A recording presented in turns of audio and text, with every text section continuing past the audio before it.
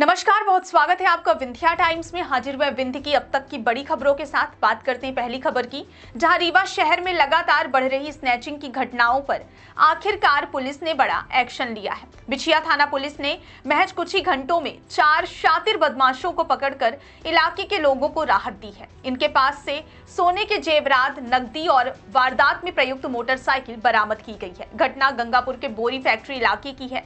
फरियादी शांति साकेत निवासी गहिरा थाना गोविंदगढ़ अपने काम से लौट रही थी, तभी बाइक पर सवार बदमाशों ने अचानक झपट्टा मारकर उनका पर्स छीन लिया और तेज रफ्तार से फरार हो गए।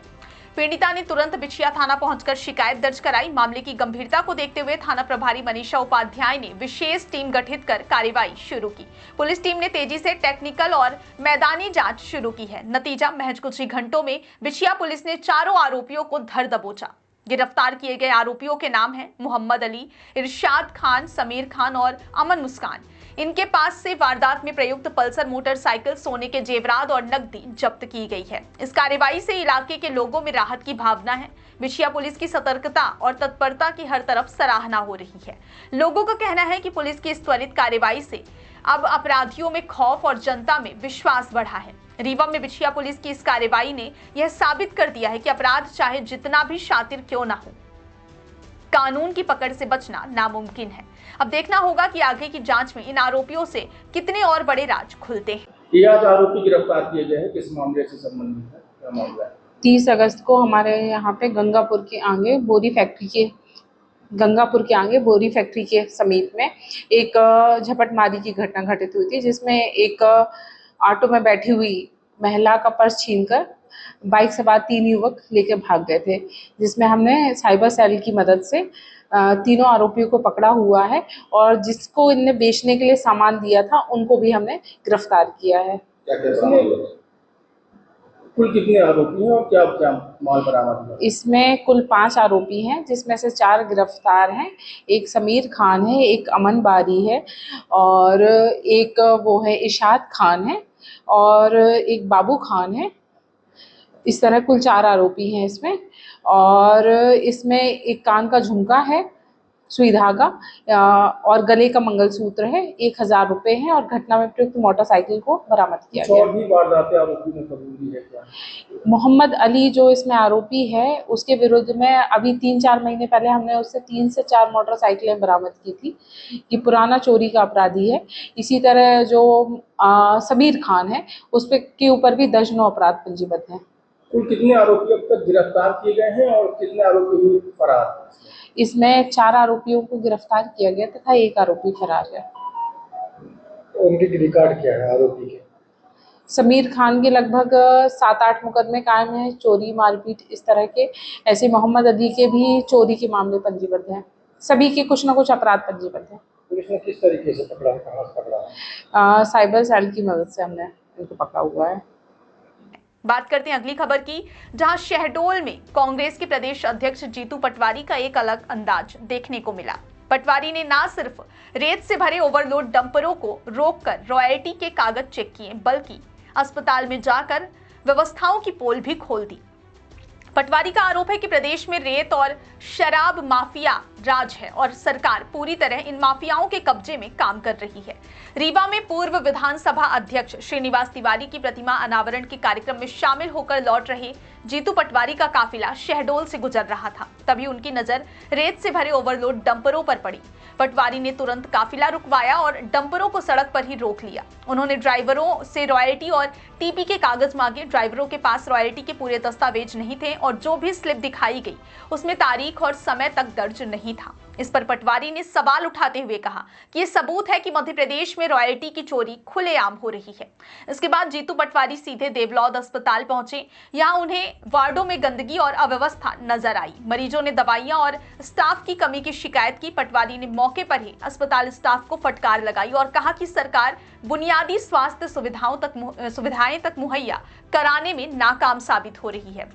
पटवारी ने दावा किया कि उन्होंने सड़क पर 50 से ज्यादा डंपर और ट्रक खड़े देखे, जिनकी वजह से लंबा ट्रैफिक जाम लगा हुआ था, लेकिन इनमें से किसी के पास भी वैध रॉयल्टी के कागज नहीं थे। पटवारी ने मुख्यमंत्री मोहन यादव से इस पूरे मामले में बात करने की बात कही है और सरकार पर माफियाओं के संरक्षण देने का आरोप लगाया है। शहडोल की ये तस्वीरें कई सवाल खड़े करती हैं। क्या सच में रेत और शराब माफिया प्रदेश में सरकार से ज्यादा ताकतवर हो गए हैं? और क्या आम जनता को बुनियादी सुविधाओं के लिए ऐसे ही संघर्ष करना पड़ेगा? फिलहाल जीतू पटवारी के इस दौरे ने राजनीतिक हलचल तेज कर दी है। देखना होगा कि सरकार इस पर क्या कदम उठाती है। हम बात करेंगे अगली खबर की, जो कि रीवा शहर से आ रही है। रीवा में एक चौंकाने वाली ठगी का मामला सामने आया है। यह मामला सराफा कारोबारी से गोल्ड लोन के नाम पर लाखों की धोखाधड़ी का है। पीड़ित कारोबारी ने अमैया थाने में शिकायत दर्ज कराई है और पुलिस ने जांच शुरू कर दी है। सराफा कारोबारी अजय सोनी ने पुलिस को बताया कि शनिवार को उन्हें एक अज्ञात नंबर से फोन कॉल आया। कॉल करने वाले ने अपना नाम सचिन सिंह बताया और कहा कि उसके असली सोने के गहने एक फाइनेंस कंपनी में गिरवी हैं, लेकिन पैसों की तंगी के कारण वह उन्हें छुड़ा नहीं पा रहा। युवक ने अजय सोनी से भावनात्मक तरीके से मदद की गुहार लगाई और कहा कि अगर गहने छुड़ा दिए जाएं तो वह तुरंत पैसे वापस कर देगा। अजय सोनी युवक की बातों में आ गए और सीधे निजी फाइनेंस बैंक पहुंचे। उन्होंने गहनों को छुड़ाने के लिए पैसे चुका दिए और गहने लेकर अपनी दुकान पर आ गए। लेकिन जैसे ही गहनों का परीक्षण किया गया, सच्चाई सामने आ गई। यानी जिस गहनों को छुड़ाने के लिए अजय सोनी ने अपने पैसे लगाए वो असली नहीं बल्कि फर्जी गहने थे। जब अजय सोनी ने सचिन से संपर्क करने की कोशिश की तो सचिन ने दावा किया कि उसने तो असली गहने ही गिरवी रखे थे। वहीं बैंक मैनेजर का कहना है कि सचिन ने जो गहने गिरवी रखे थे वही गहने उन्हें लौटाए गए हैं। इससे मामला और भी उलझ गया है कि आखिर असली गहने कहां गायब हो गए। क्या ये किसी बड़े गिरोह का काम है या फिर बैंक की भूमिका भी संदिग्ध है? इस पर अब पुलिस गहराई से जांच कर रही है और अमैया थाना प्रभारी शिवा अग्रवाल ने बताया कि शिकायत दर्ज कर ली गई है और पुलिस इस पूरे मामले की गंभीरता से जांच कर रही है। रीवा में गोल्ड लोन के नाम पर हुई यह ठगी कई सवाल खड़े करती है। क्या इसमें गिरोह का हाथ है या फिर कहीं बैंक की सुरक्षा व्यवस्था में बड़ी लापरवाही हुई है? पुलिस की जांच के बाद ही सच्चाई सामने आएगी। हम बात करते हैं अगली खबर की, जो कि मऊगंज से आ रही है, जहां मऊगंज में एक सकारात्मक खबर देखने को मिली है। यहां विधायक प्रदीप पटेल ने सिविल अस्पताल परिसर से सेवा पखवाड़े का शुभारंभ किया है।